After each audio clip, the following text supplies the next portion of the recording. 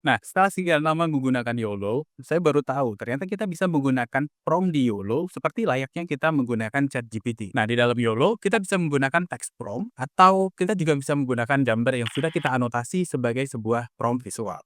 Nah, selama ini YOLO dikenal sebagai sebuah model untuk deteksi objek secara real time, tapi hanya sebatas kategori yang sebelumnya pernah di-training. Sekarang, muncul model baru daripada YOLO, yakni YOLO-E, di mana ini merupakan sebuah model pendeteksian sebuah objek yang bisa dipandu dengan menggunakan text prompt ataupun visual prompt, sehingga kita nggak perlu lagi untuk melakukan training terhadap kategori objek yang memiliki hubungan satu sama lain. Nah, YOLO-E adalah model deteksi dan segmentasi real-time yang dikembangkan oleh tim riset dari Tsinghua University, China. Model ini dirancang supaya bisa lebih fleksibel di dalam skenario pengenalan objek yang jauh lebih terbuka, sehingga kita tidak lagi terpaku pada kelas objek yang sebelumnya sudah ditentukan seperti di YOLO sebelumnya. YOLO-E itu tetap menggunakan YOLO sebagai fundamental dasarnya, tapi di dalam YOLO-E mereka menambahkan 3 buah komponen untuk mendukung penggunaan daripada prompt di YOLO. Komponen yang pertama adalah Reparameterizable Region Text Alignment, di mana model ini membuat model bisa memahami hubungan dalam sebuah prompt.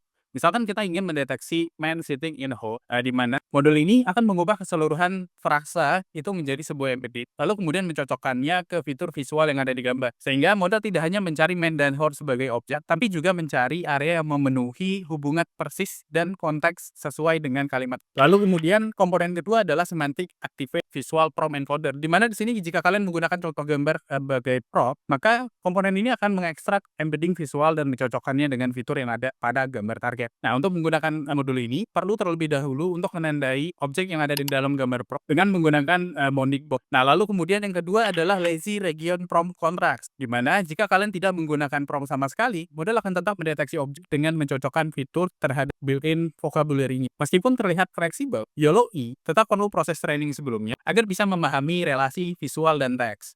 Namun, saat inferensi, kita nggak perlu lagi melakukan retraining, di mana di sini kita cukup menuliskan prompt saja, baik itu menggunakan prompt teks ataupun menggunakan prompt visual, sehingga model bisa mendeteksi objek sesuai instruksi, termasuk relasi seperti man sitting in the hole. Nah, dengan menggunakan model ini, YOLO-E akan jadi jauh lebih fleksibel, cepat, dan efisien untuk mendeteksi objek di skenario open world. Kalau kalian ingin mencoba programnya, kalian bisa langsung akses di GitHub YOLO. Atau kalau kalian mau menggunakan kode program yang saya gunakan di dalam video ini, kalian silahkan akses GitHub ini. Terima kasih sudah menonton video ini. Jangan lupa like, save, dan share jika kalian rasa video ini bermanfaat.